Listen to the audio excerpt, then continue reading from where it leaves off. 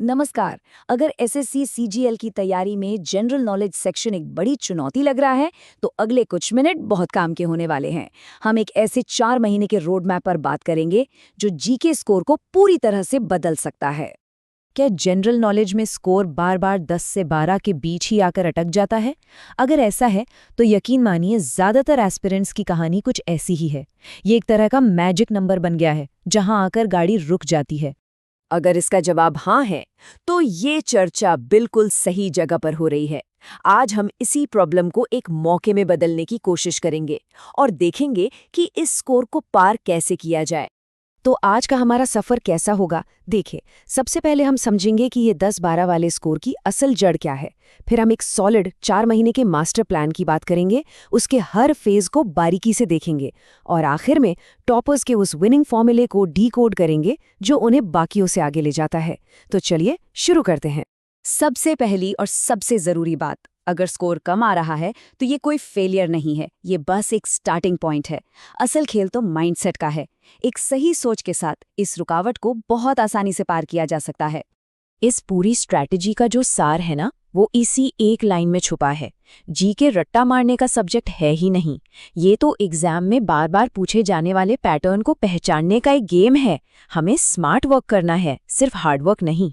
चलिए अब सीधे उस 4 महीने के मास्टर प्लान पर आते हैं, जिसे खास तौर पर 10-12 के स्कोर से 30+ तक का सफर तय करने के लिए डिजाइन किया गया है। तो ये है हमारी 4 महीने की यात्रा का पूरा नक्शा।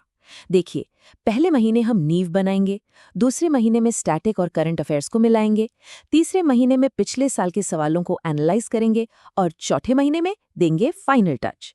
हर महीने का एक क्लियर कट टारगेट, कोई कंफ्यूजन नहीं। तो शुरू करते हैं पहले 2 महीनों से। सच कहूं तो यही वो वक्त है जब हमारी पूरी तैयारी की एक मजबूत नींव रखी जाएगी।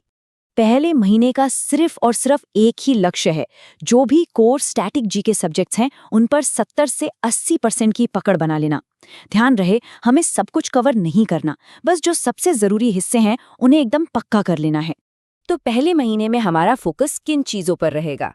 ये रहे हमारे 4 पिलर्स: हिस्ट्री, ज्योग्राफी, पॉलिटी और साइंस।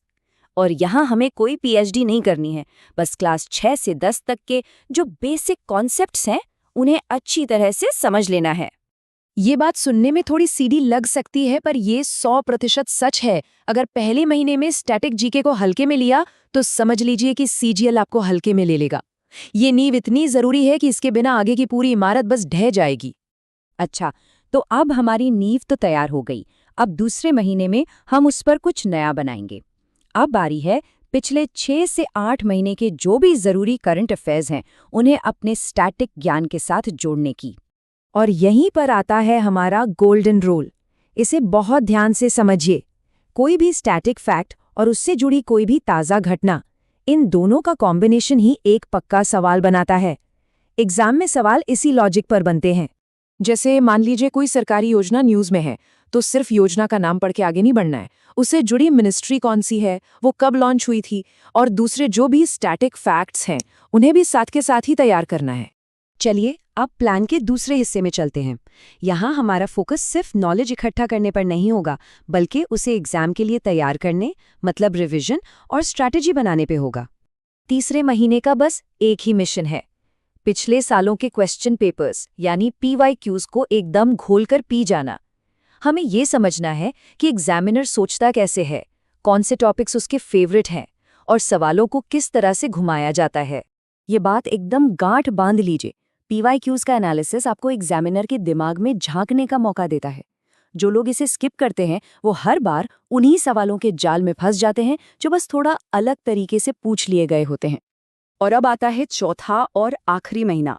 यहाँ बाकी सब कुछ छोड़कर हमारा पूरा फोकस सिर्फ 3 चीज़ों पर होना चाहिए: रिवीजन, स्पीड और एक्यूरेसी। ये फाइनल पॉलिश का टाइम है, जहाँ हम मॉक टेस्ट के जरिए खुद को असली एग्जाम के लिए तैयार करते हैं। अब हम आते हैं उस आखिरी और सबसे ज़रूरी हिस्से पर, जो एक एवरेज एस्पिरेंट और एक टॉपर के बीच का असली फासला तय करता है। ये है टॉपर्स का विनिंग फॉर्मूला।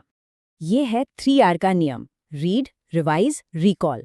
मतलब लिमिटेड सोर्सेज से पढ़ो, उन्हें बार बार रिवाइज करो और फिर सबसे जरूरी बिना नोट्स देखे उन्हें याद करने की यानी रिकॉल करने की कोशिश करो। ये बिल्कुल अपने दिमाग को एग्जाम के लिए ट्रेन करने जैसा है। देखिए, एक तरफ है बिखराव और कंफ्यूजन, ढेरों पीडीएफ्स, न जाने कितने वीडियोस, और दूसरी तरफ है फोकस और अनुशासन, एक किताब, एक कॉपी और करंट अफेयर्स का बस एक सोर्स।